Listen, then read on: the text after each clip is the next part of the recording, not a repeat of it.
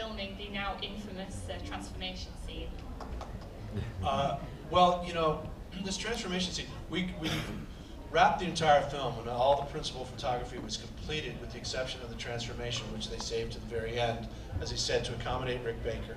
And also knowing that I wasn't going to quit, you know, if they tried to done it early on, because it was very tedious. It was a 6-day shoot, this transformation. It took like 10 hours a day in makeup, if you can imagine.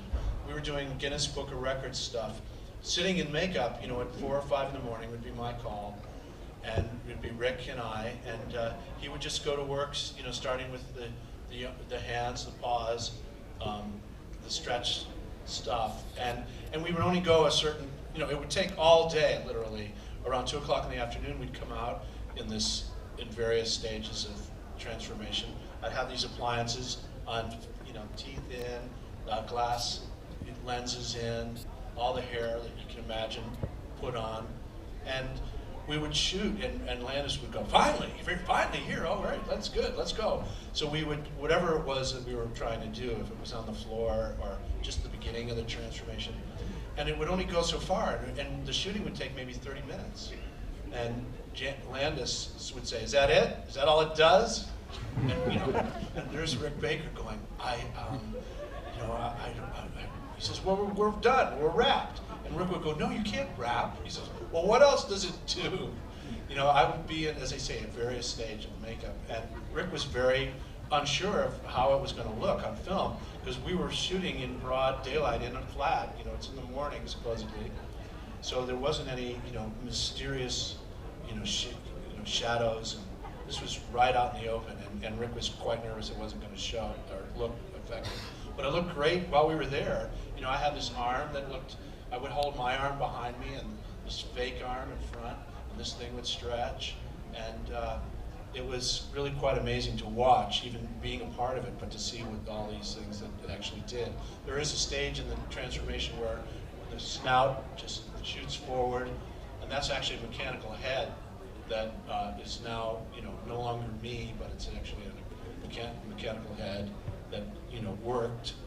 And that was it, a 6-day transformation. Then, you know, I couldn't wait. There's a scene in the floor where I'm stretching. I'm actually under the floor, and so all you can really see is about, as you see now, just arms and shoulders and head, and the rest is this long appendage. And you know, you're in the floor for like 5 hours while they're shooting. It's a slow process, and yet somebody thinks it's funny if they go underneath and start tickling you.